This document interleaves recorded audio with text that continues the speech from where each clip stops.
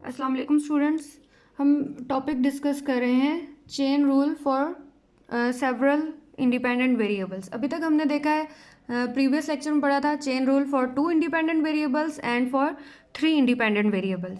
अब आज जो हम टॉपिक डिस्कस करेंगे वो क्या है, chain rule for 2 independent variables and 3 intermediate variables. ठीक है, अभी तक जो हमने पढ़ा था उसमें इंटरमीडिएट वेरिएबल्स क्या थे, 2 वेरिएबल्स के केस में 2 थे और 3 वेरिएबल्स के केस में 3 इंडिपेंडेंट वेरिएबल्स थे। लेकिन अब यहाँ पे क्या है, इंडिपेंडेंट वेरिएबल 2 होंगे और इंटरमीडिएट वेरिएबल जो हैं वो 3 होंगे।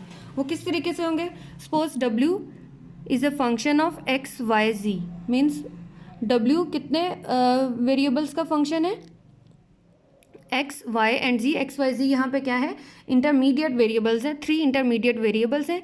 And X is a function of Z of R S, means X depend कर रहा है आर ऑफ एस पे। एक्स किस पे डिपेंड कर गया, 2 वेरिएबल्स पे, यानी 2 इंडिपेंडेंट वेरिएबल्स पर डिपेंड कर रहा है। एक्स भी 2 इंडिपेंडेंट वेरिएबल्स पर डिपेंड कर रहा है और वाई भी 2 इंडिपेंडेंट वेरिएबल्स पर डिपेंड कर रहा है। ठीक है, तो यही चीज़ हम देख रहे हैं कि 2 इंडिपेंडेंट वेरिएबल्स और 3 इंटरमीडिएट वेरिएबल्स हों तो उसके लिए हम चेन रूल किस तरीके से यूज़ करते हैं। ठीक है, if all 4 functions are differentiable then w has partial derivatives with respect to r and s।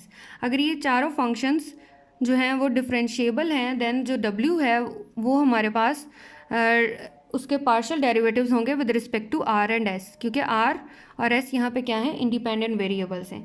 तो उसके अकॉर्डिंग फॉर्मूला किस तरीके से आएगा, that is partial w over partial r के रिस्पेक्ट सेपरेट कैलकुलेट करेंगे और एस के रिस्पेक्ट सेपरेट कैलकुलेट करेंगे, क्योंकि 2 इंडिपेंडेंट वेरिएबल्स आ गए। ठीक है, तो यहाँ से partial W over partial R that is equal to partial W over partial X into partial X over partial R. अब आप यहाँ पे देखें, दोनों जो हैं पार्शियल डेरिवेटिव हम यूज़ कर रहे हैं। प्रीवियस में हमने क्या किया था, ऑर्डिनरी डेरिवेटिव साथ में लिया था, लेकिन अब यहाँ पे क्या है, पार्शियल डेरिवेटिव। वो किस तरीके से, वो मैं भी आपको बताती हूँ।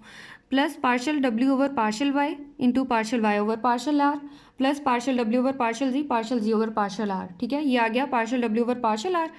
सेम इसी पैटर्न पर partial W over partial S है। अब इसको आप जो है इसकी ट्री डायग्राम उसके अकॉर्डिंग देखें तो डब्ल्यू जो है कितने फंक्शंस कितने वेरिएबल्स पर डिपेंड कर रहा है, एक्स वाई और जी। तो डब्ल्यू से आपने एक पाथ या रूट ड्रॉ करना है, डब्ल्यू से एक्स, डब्ल्यू से वाई एंड डब्ल्यू से जी। तो अगर 2 या 2 से ज़्यादा वेरिएबल्स पर फंक्शन डिपेंड करता है तो वहाँ पे पार्शियल डेरिवेटिव लेना है। ठीक है, तो यहाँ से आ गया partial W over partial X, partial W over partial Y और यहाँ से आ गया partial W over partial Z. अब एक्स जो है नेक्स्ट देखो कितने वेरिएबल्स पर डिपेंड कर रहा है, 2 वेरिएबल्स पर डिपेंड कर रहा है, आर और एस पर डिपेंड कर रहा है। ठीक है, तो आर और एस पर डिपेंड करने का क्या मतलब, 2 वेरिएबल्स पर डिपेंड कर रहा है, तो यहाँ से भी आपके पास पार्शियल डेरिवेटिव आएगा। ठीक है, अगर सिर्फ एक वेरिएबल यहाँ पे X equal G of R होता सिर्फ, तो फिर एक वेरिएबल पर डिपेंड करना था और फिर उसके अकॉर्डिंग ऑर्डिनरी डेरिवेटिव आना था। लेकिन अब यहाँ पे क्या है, आर एंड एस 2 वेरिएबल्स पर डिपेंड करे, तो 2 या 2 से ज़्यादा वेरिएबल्स पर डिपेंड करे तो हम पार्शियल डेरिवेटिव लेते हैं। ठीक है, तो दोनों की सेपरेट डायग्राम ड्रॉ की। यहाँ तक हमने डब्ल्यू से आर तक मूव करना है और इसमें डब्ल्यू से एस तक मूव करना है। लेकिन एक्स वाई और जी ये तीनों जो हैं वो किसके फंक्शन हैं, 2 वेरिएबल्स पर डिपेंड करें, आर एंड एस पे। तो एक्स डिपेंड करे आर पे भी और एक्स डिपेंड करे एस पे भी, तो इसलिए उसके अकॉर्डिंग हमारे पास यहाँ पार्शियल डेरिवेटिव्स आ गए, that is partial X over partial R, Y से आर पर partial Y over partial R and Z से आर पे partial Z over partial R. Same इसी पैटर्न पे यहाँ से partial X over partial X S, partial Y over partial S and partial Z over partial S. अब next इसमें क्या करते थे हम, ये वाली जो दोनों टर्म्स हैं partial W over partial X over partial R, इन दोनों को प्रोडक्ट की फॉर्म में लिख के जो बाकी टर्म्स हैं उनके साथ सम कर देना है। इसको और इसको प्रोडक्ट करो, देन प्लस इसको और इसका प्रोडक्ट लो, देन प्लस इसका एंड इसका प्रोडक्ट लो। ठीक है, यही चीज़ यहाँ पे लिखी हुई है। ठीक है, क्लियर है। अब नेक्स्ट इसकी एग्जाम्पल देखते हैं। एग्जाम्पल है, express partial W over partial R and partial W over partial S in terms of R S if w equal to X plus 2y plus Z square and x is a function of r and s। ये देखो r over s लिखा हुआ है ना, तो it's mean x किस पे depend कर रहा है, r पे भी और s पे भी, मीन्स यहाँ पे 2 इंडिपेंडेंट वेरिएबल्स आ गए। और y किस पे डिपेंड कर रहा है, ये भी दो वेरिएबल्स पे डिपेंड कर रहा है। इसी तरह z जो है वो r पे भी डिपेंड कर रहा है, और यहाँ पे हमारे पास s क्या हो जाएगा, दैट इज़ 0। ठीक है, तो फॉर्मूला हमने यूज़ किया chain rule for 2 independent variables and 3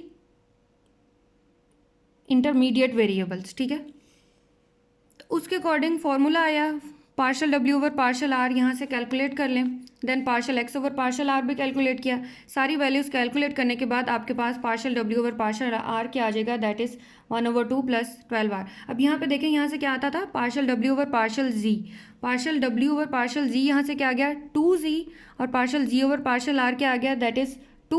ठीक है, अब यहाँ पे बाकी सारे वेरिएबल्स क्या आ रहे हैं, ये s आ रहा है, r आ रहा है, तो ये भी s और r की ही फॉर्म में आना चाहिए। तो उसके लिए हम क्या करेंगे, यहाँ z की वैल्यू जो है सब्स्टिट्यूट कर देंगे। z की वैल्यू क्या थी, 2r, तो यहाँ पे मैंने z की वैल्यू जब सब्स्टिट्यूट की 2 × 2 4r × 2 आ गया, और सिंप्लीफाई करके फाइनल आंसर आ गया। ठीक है, इसी पैटर्न पे यहाँ से partial w over partial s calculate करना है।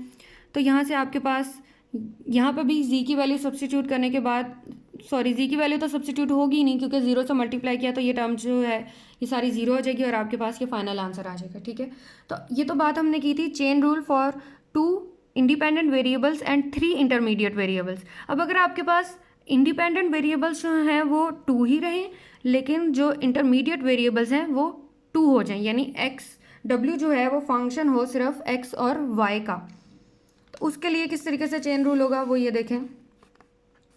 w is a function of x and y and x is a function of r and s।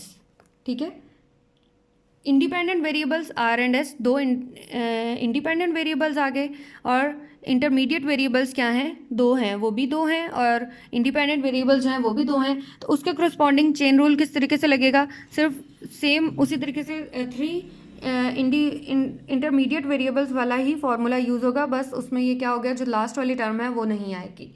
ठीक है, partial w over partial r that is equal to partial w over partial x into partial x over r plus partial w over partial y into partial y over partial r, same pattern पर with respect to x। ठीक है, इसकी भी tree diagram अगर आप देखें, w जो है फंक्शन है x का और y का, तो 2 वेरिएबल्स का फंक्शन है तो पार्शियल डेरिवेटिव लेना है, और x जो है वो फंक्शन है r का और s का, 2 वेरिएबल्स का फंक्शन है, इसके कोरस्पॉन्डिंग भी पार्शियल डेरिवेटिव लेना है, और इन दोनों टर्म्स को मल्टीप्लाई करके दोनों का सम कर लेना है आपने। ठीक है, और सेम इसी पैटर्न पर अगर आपके पास जो फंक्शन है वो w जो है वो फंक्शन है सिर्फ एक इंटरमीडिएट वेरिएबल का और 2 इंडिपेंडेंट वेरिएबल्स का। ठीक है, अब w यहाँ पे मैंने फंक्शन लिया है, w इज़ अ फंक्शन जो कि डिपेंड कर रहा है सिर्फ एक इंटरमीडिएट वेरिएबल x पे, जबकि x जो है वो 2 independent variables r and s पर डिपेंड कर रहा है। तो उसके करस्पॉन्डिंग चेन रूल क्या होगा, that is partial w over partial r it is equal to dw over dx partial x over partial r partial w over partial s that is equal to dw over dx into partial x over partial r। ठीक है, अब इसको भी आप tree diagram से देखो, w जो है कितने वेरिएबल का फंक्शन है, 1 वेरिएबल का फंक्शन है। ठीक है, तो w से मूव किया x पे, तो 1 वेरिएबल का फंक्शन है तो ऑर्डिनरी डेरिवेटिव यूज़ किया dw ओवर dx। ठीक है, अब x कितने वेरिएबल्स का फंक्शन है, 2 वेरिएबल्स का, r एंड x का, तो x से मूव किया r पे एंड x से मूव किया s पे, 2 वेरिएबल्स का फंक्शन है तो पार्शियल डेरिवेटिव लेना है। ठीक है, तो dw over dx multiplied by partial x over partial r। ठीक है, ये आपके पास डेरिवेटिव आ गया with respect to r, and with respect to x क्या आ जाएगा, dw over dx into partial x over partial r। ठीक है, अब इस फॉर्मूले के अकॉर्डिंग आपने ये जो एग्जाम्पल 4 है ये खुद से सॉल्व करनी है। ठीक है, समझ आ गया टॉपिक, अगर समझ आ जाता है तो मुझे बता दें, अगर नहीं आता तो भी मुझको बता दें। ठीक है, ओके, थैंक यू।